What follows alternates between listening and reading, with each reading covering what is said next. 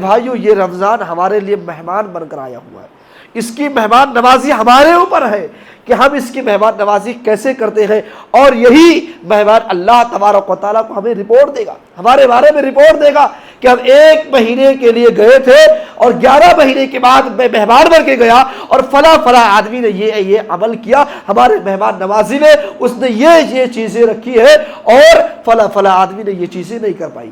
یہ اللہ تبارک و تعالیٰ کے ہاں رپورٹ پہنچے گا۔ ہمارے پاس فرشتے بھی ہیں، ہمارے نیک اعمال کو لکھنے والے اور برے اعمال کو لکھنے والے فرشتے بھی ہمارے ساتھ موجود ہیں۔ نستعینہ ونستغفر ونعوذ باللہ من شرور انفسنا ومن سیئات اعمالنا من يهد اللہ فلا مضل له ومن يضلل فلا هادی له وأشهد أن لا إله إلا الله وحده لا شريك له وأشهد أن محمدا عبده ورسوله أما بعد فإن خير الحديث كتاب الله وخير الهدي هدي محمد صلى الله عليه وسلم وشر الأمور محدثاتها وكل محدثة بدعة وكل بدعة ضلالة وكل ضلالة في النار۔ أعوذ بالله من الشيطان الرجيم، بسم الله الرحمن الرحيم۔ وسارعوا إلى مغفرة من ربكم وجنة أرضها السماوات والأرض وعدت للمتقين۔ محترم سامعین، سب سے پہلے اللہ رب العالمین کی حمد و ثنا، بڑائی و بزرگی، تمام قسم کی تعریفات و توصیفات اللہ رب العالمین کے لیے ہے، جس نے ہم اور آپ کو اس دنیا فانی کے اندر پیدا کیا، اور پیدا کرنے کے بعد اللہ رب العالمین نے ہمیں یوں ہی بھٹکتا ہوا نہیں چھوڑا، بلکہ اللہ تبارک و تعالیٰ نے بے شمار انبیاء کرام کو، بے شمار رسولوں کو اللہ تبارک و تعالیٰ اس دنیا کے اندر ہم اور آپ کو سیدھے راستے کا صحیح طریقہ دکھلانے کے لیے اللہ تبارک و تعالیٰ نے نبیوں، رسولوں اور پیغمبروں کو بھیجا۔ درود و سلام کے گلدستے نچھاور ہو ان تمام نبیوں پر، تمام رسولوں پر، تمام پیغمبروں پر، بالخصوص نبوت کی آخری کڑی حب اللہ محب اللہ جناب محمد مصطفیٰ صلی اللہ علیہ وسلم پر۔ محترم سامعین، اللہ رب العالمین کا شکر ہے کہ ہم اور آپ رمضان المبارک کے مہینے سے گزر رہے ہیں، اور یہ مہینہ بہت ہی فضیلتوں والا مہینہ ہے۔ اس مہینے کی بڑی اہمیت ہے، اور یہ مہینہ سال میں 1 مرتبہ آتا ہے۔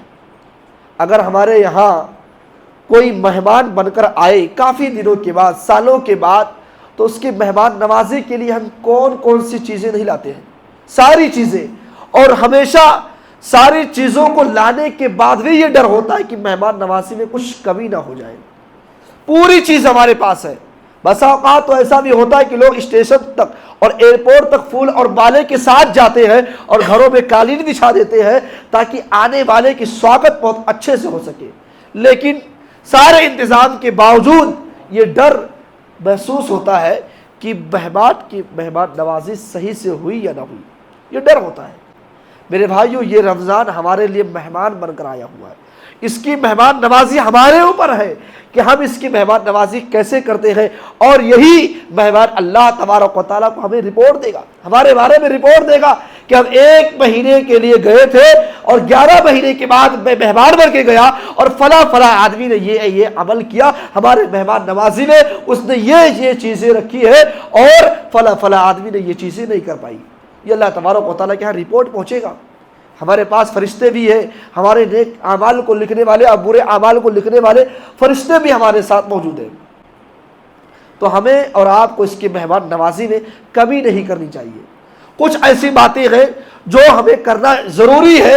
سب سے پہلی چیز کہ اللہ رب العالمین کا ہم شکر ادا کریں۔ سب سے پہلی چیز، اگر رمضان المبارک کا مہینہ ہمیں نصیب ہوا ہے، ہم جس مہینے سے گزر رہے ہیں یہ مہینہ رمضان کا مہینہ ہے، تو یہ اللہ تبارک و تعالیٰ کی بہت ہی یہ اللہ رب العالمین کا ہم پر شکر احسان ہے کہ اللہ تبارک و تعالیٰ نے ہمیں یہ مہینہ عطا کیا ہے۔ ورنہ آپ دیکھیں ہمیں اور آپ کے گھروں میں سے کسی کے بھائی کا انتقال ہو گیا، کسی کے ماں کا انتقال ہو گیا، کسی کے باپ کا انتقال ہو گیا، اور کسی کے بہت سارے ایسے لوگ دوست احباب پچھلے رمضان میں تھے اور اس رمضان میں نہیں ہے۔ یہ اللہ کا شکر ہے کہ اللہ نے یہ مہینہ ہمیں عطا کیا ہے۔ اور جب اللہ تعالیٰ کا شکر ادا کریں گے تو سب سے پہلی بات کہ شکر ادا کرنا بھی عبادت ہے۔ کل کی تراویح میں قرآن کریم کی وہ آیت ہمارے سامنے سے گزری ہے، وَاشْكُرُوا لِلَّهِ إِن كُنتُمْ إِيَّاهُ تَعْبُدُونَ، کہ لوگوں اللہ کا شکر ادا کرو اگر تم اللہ تبارک و تعالیٰ کی عبادت کرتے ہو۔ پتہ یہ چلا کہ شکر گزار ہی اللہ کی عبادت کرتے ہیں، جو ناشکری کرتے وہ اللہ کی عبادت نہیں کرتے ہیں۔ تو یہ رمضان مبارک کا مہینہ ہمارے لیے یہ بہت خوش نصیبی کی بات ہے کہ اللہ رب العالمین نے ہمیں عطا کیا ہے، تو ہم شکر ادا کریں گے گویا کہ یہ اللہ کی عبادت کر رہے ہیں۔ اور یاد رکھیے جب اللہ تبارک و تعالیٰ نے یہ مہینہ عطا کیا ہے اور ہم چاہتے ہیں کہ اللہ رب العالمین سے مزید اور بھی دے، تو اللہ کہہ رہا ہے کہ لَئِن شَكَرْتُمْ لَأَزِيدَنَّكُمْ وَلَئِن كَفَرْتُمْ إِنَّ عَذَابِي لَشَدِيدٌ۔ اے میرے بندو، اللہ کی جتنی بھی نعمتیں ہیں، وہ جو بھی نعمتیں ہو آپ کی نظر میں چھوٹی ہو سکتی ہے، لیکن اللہ تبارک و تعالیٰ کی نظر میں وہ نعمت چھوٹی نہیں ہے۔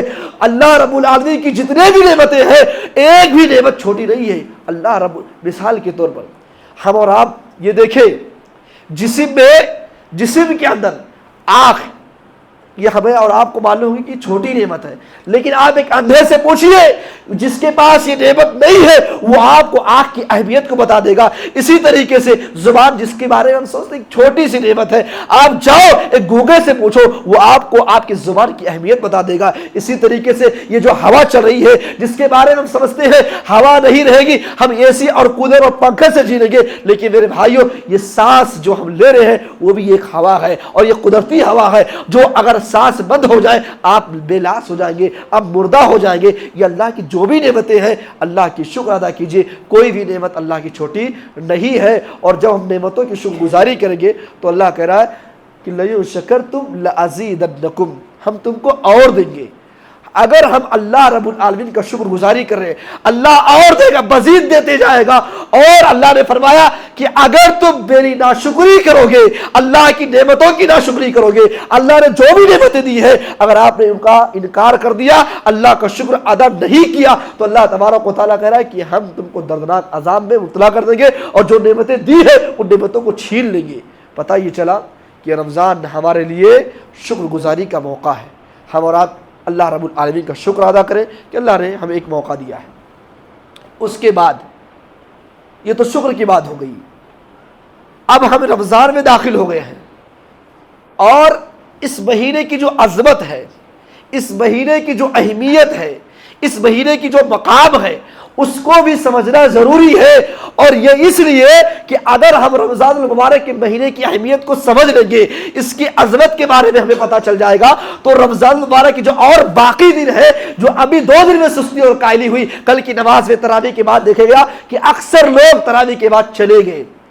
میرے بھائیوں آپ کے یہاں الحمدللہ یہ انتظام ہے کہ آپ تراویح کے بعد، کیونکہ ہمارا زبان یہ عربی زبان نہیں ہے، ہم صرف تلاوت سنتے ہیں اور سمجھتے نہیں ہیں، اس کے سمجھنے کے لیے ایک الگ سے خطیب کو بلایا گیا ہے تاکہ آپ جو تراویح کی نماز آپ کے سامنے جو تلاوت کی گئی ہے آپ اس کو سمجھ سکے۔ اس کے بارے میں ایک الگ سے خطیب کو بلا کر یہ بتانا ہے کہ آپ جو پڑھتے ہیں جو سنتے ہیں اس کو سمجھنے کی بھی کوشش کریں۔ لیکن یہ ہوا کہ ہم نے اور آپ نے وہ ٹائم اور وقت نہیں دیا۔ میرے بھائیوں یہ ایک بہت ہی جو ہے نا انصافی کی بات ہے، اور یہ بہت ہی غلط ہے۔ رمضان المبارک کا مہینہ ہمیں بنا کم از کم آدھا گھنٹہ دے سکتے ہیں، تو یہ عظمت جب ہم عظمت کو سمجھ جائیں گے، جب اس کی وقار کو سمجھ جائیں گے، اس کی اہمیت کو سمجھ جائیں گے، تو آگے کوئی غلطی نہیں کریں گے۔ تو اس کی اہمیت کے بارے میں جو ہم نہیں جانتے اس کو جاننے کی کوشش کریں، جو 2 دنوں میں سستی اور کاہلی ہوئی ہے اس کو دور کرنے کی کوشش کریں۔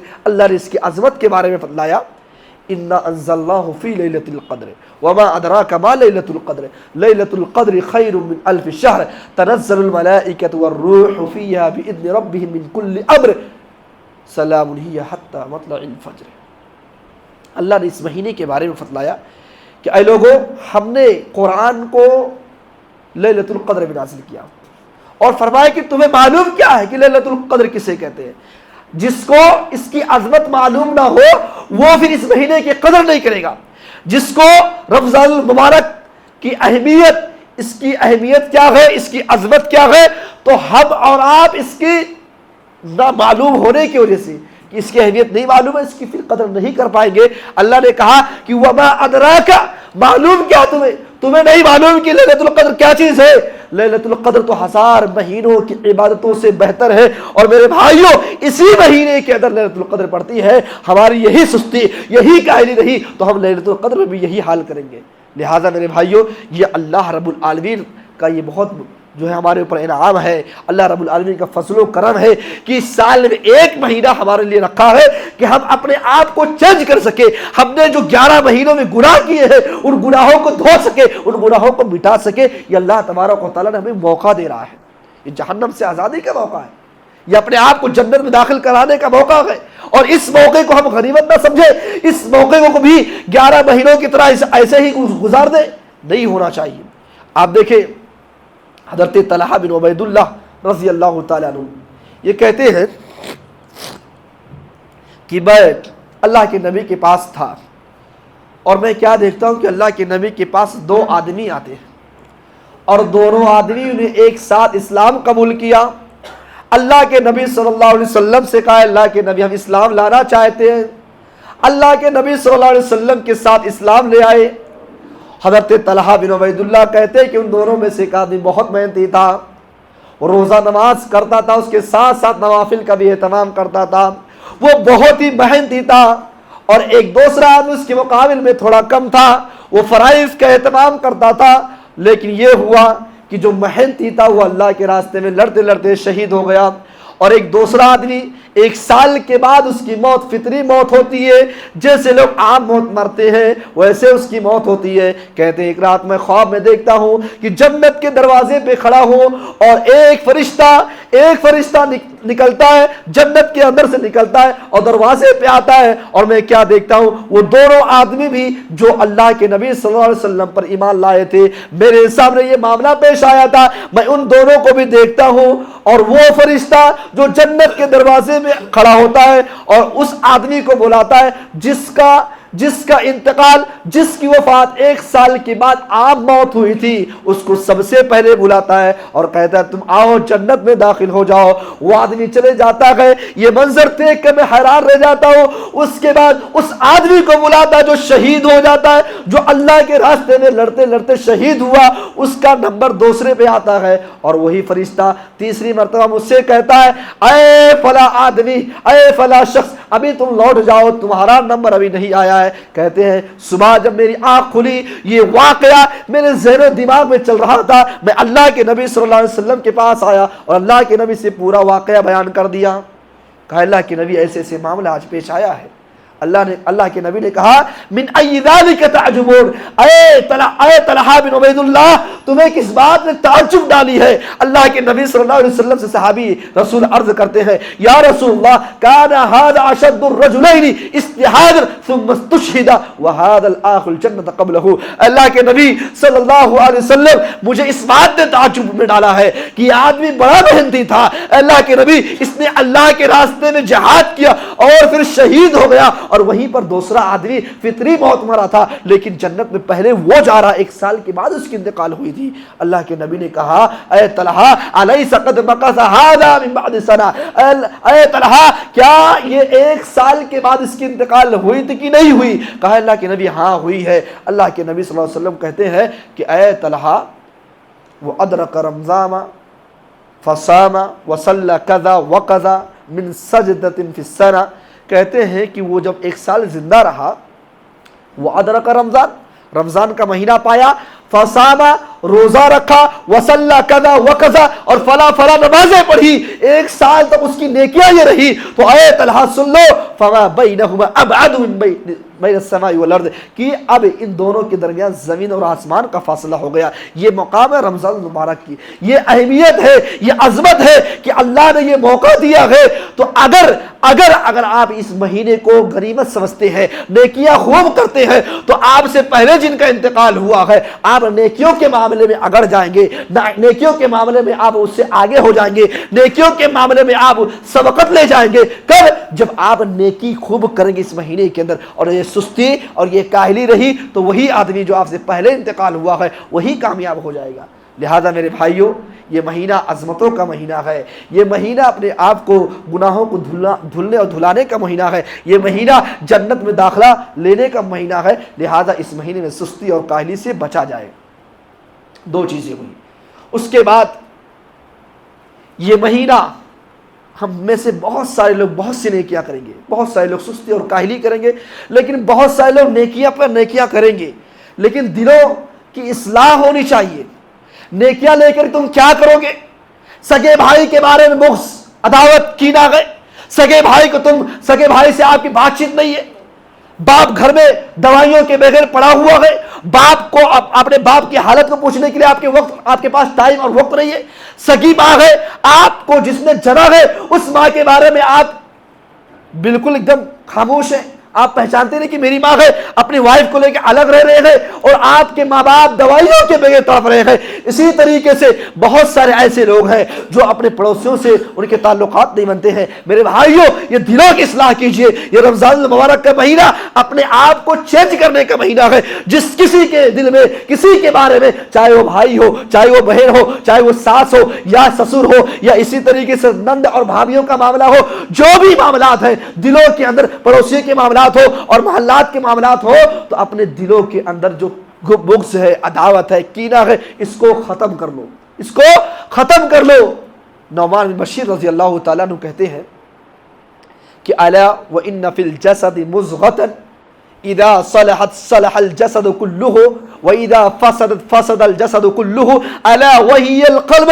نعمان بن بشیر رضی اللہ تعالیٰ عنہ کہتے ہیں کہ نبی اکرم صلی اللہ علیہ وسلم نے فرمایا کہ جسم میں ایک ٹکڑا ہے، اذا صلحت صلح الجسد كله، اور وہ ٹکڑا صحیح ہے تو پورا جسم صحیح ہے، پورا جسم۔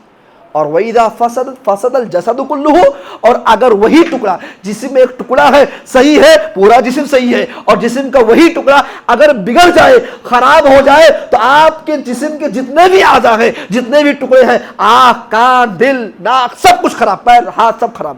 وہ کیا ہے؟ الا وہی القلب، دل ہے۔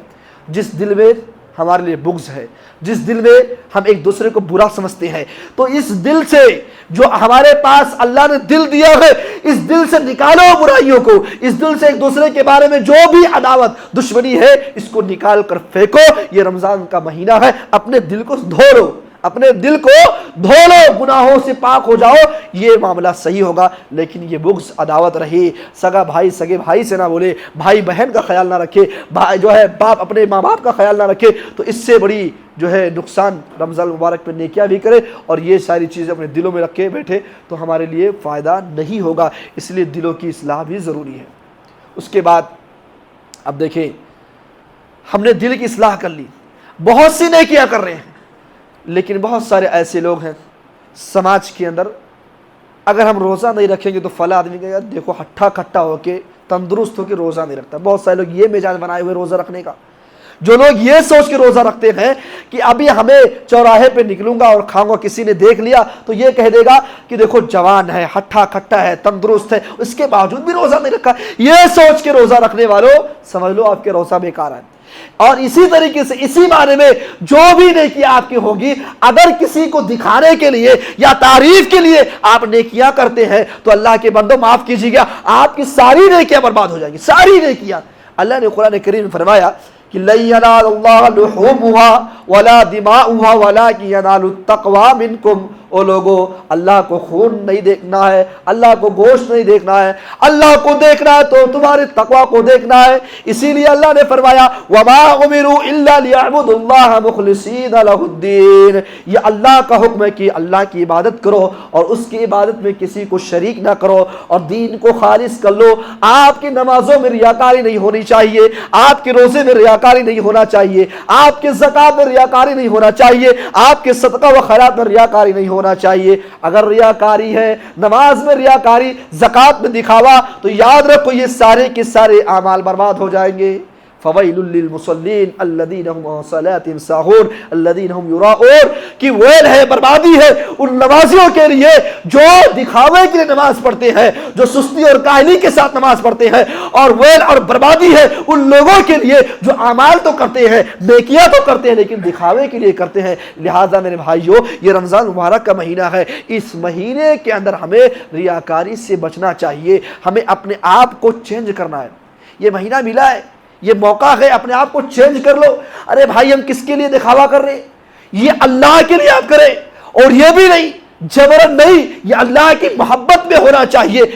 یہ اللہ کی محبت میں، یہ نہیں کہ زبردستی کوئی کروا رہا ہے، زبردستی کی چیز پھر کیا معنی رکھتی ہے؟ یہ اللہ کی محبت میں کرے۔ کوئی کیا کہتا ہے آپ اس کو مت دیکھیے، یہ آپ اپنے رب کے لیے کیجئے۔ جو بھی چھوٹے بڑے نیکیاں کرنی ہو، نماز پڑھنی ہو، روزہ رکھنا ہو، آپ کی طبیعت بیکار ہو گئی، آپ روزہ چھوڑ دیجئے، آپ اس لائق نہیں ہے کہ آپ روزہ رکھ سکے، آپ بعد میں اس کی قضا کر لیجئے۔ تو لیکن یہ ہو رہا کہ طبیعت بھی خراب ہے مثال کے طور پر، اور روزہ چھوڑ دوں گا تو محلے والے کہیں گے دیکھو روزہ نہیں ہے، تو یہ سوچ کے روزہ رکھ لینا، یہ بالکل جو شریعت کے خلاف ہے۔ لہذا جو بھی نیکیاں ہو، آپ ان نیکیوں میں اخلاص ضروری ہے، اپنے نیکیوں کے اندر اخلاص پیدا کریں۔ یاد رکھیے امام بخاری رحمۃ اللہ علیہ، قرآن کریم کے بعد سب سے اہم کتاب بخاری شریف ہے، سب سے اہم کتاب۔ قرآن کریم کے بعد اگر کسی کتاب پر بھروسہ ہے، سب سے پہلی چیز، سب سے پہلی تو صحیح بخاری ہے۔ یہ امام بخاری رحمۃ اللہ علیہ جب اس کتاب کی تصنیف کرنے شروع کرتے ہیں، اس کتاب کو لکھنا شروع کرتے ہیں، تو انہوں نے سب سے پہلی روایت ان امیر المؤمنین ابی حفص عمر بن الخطاب رضی اللہ تعالی عنہ قال سمعت رسول اللہ صلی اللہ علیہ وسلم یقول انما الاعمال بالنیات، کہ سب سے پہلی روایت یہ نقل کرتے ہیں عمر بن خطاب رضی اللہ تعالیٰ عنہ، کہتے ہیں کہ میں نے اللہ کے نبی صلی اللہ علیہ وسلم سے فرماتے ہوئے سنا کہ اللہ کے نبی نے فرمایا کہ انما الاعمال بالنیات، کہ اعمال کا دار و مدار آپ کی نیتوں پر ہے، آپ کس نیت سے یہ عمل کر رہے ہیں، اللہ آپ کی نیت کو دیکھے گا۔ آپ جو بھی نیکیاں کریں اور نیت صحیح نہیں ہے، ساری نیکیاں برباد ہو جائیں گی۔ امام بخاری رحمۃ اللہ علیہ کو ڈر ہوا کہ اتنی بڑی کتاب اور اتنی مفصل کتاب اور اتنی اہمیت والی کتاب میں لکھنا شروع کر رہا ہوں، کہیں ایسا تو نہیں کہیں میرے دل میں میری نیت میں کمی آ جائے، میری نیت بگڑ جائے۔ اس لیے وہ اللہ سے دعا کرتے ہوئے اس روایت کو سب سے پہلے لائے ہوئے ہیں۔ میرے بھائیوں، ہم جو بھی نیکیاں کریں اس نیکیوں میں اعمال، ہمارے ان اعمال میں اخلاص ضروری ہے۔ اگر اخلاص نہیں ہوگا تو ہماری ساری نیکیاں برباد ہو جائے گی۔ اور اسی طریقے سے یہ تین چیزیں ہوئی۔ اس کے بعد ہم نے جو گناہ کیے ہیں، ہمارے جو گناہ ہیں، 11 مہینوں میں بہت گناہ ہم نے کیے، بہت گناہ۔ کیا دنیا کے اندر کوئی ہے ایسا آدمی جو گنہگاروں کو اچھے نظر سے دیکھے؟ ایک آدمی چوری کرتا ہے، پوری زندگی کے لیے اس کا نام چور پڑ جاتا ہے، پوری زندگی کے لیے جب تک وہ زندہ ہے اس کو چور سے بلایا جائے گا۔ چوری، اس کا چوری کرنا، ایک مرتبہ چوری کیا ہے دنیا والے اس کو چور کہہ رہے ہیں۔ ایک آدمی ہے جو زنا کیا، کسی لڑکی کے ساتھ اس کے غلط سمبند ہے اور سماج کو معلوم ہو گیا، سماج اس کو جو ہے بری نظروں سے دیکھے گی اور اس کو ہمیشہ یہ کوسے گی، یہ دیکھو فلانے کے لڑکی کے ساتھ یا فلاں کے لڑکی کے ساتھ اس نے غلط کیا، دنیا اس کو بری نظر سے دیکھے گی۔ لیکن اے اللہ کے بندو، اللہ کو دیکھو، اللہ تبارک و تعالیٰ اپنے گنہگار بندوں کو بری نظروں سے نہیں دیکھ رہا ہے۔ اللہ نے فرمایا قل یا عبادی الذین اسرفوا علی انفسہم لا تقنطوا من رحمت اللہ، اے 11 مہینوں میں گنہگاروں، گناہگار کرنے والوں اور گناہ کے اندر ملوث ہونے والوں، پوری زندگی تم نے گناہ کی ہے، آؤ اللہ کے دربار میں اللہ سے توبہ کرو۔ اللہ خود کہہ رہا ہے اے نبی میرے ان بندوں سے کہہ دیجئے، اللہ کی قسم قربان جاؤ اللہ کی رحمت پر کہ گنہگاروں کو بھی اللہ اپنا بندہ کہہ رہا ہے۔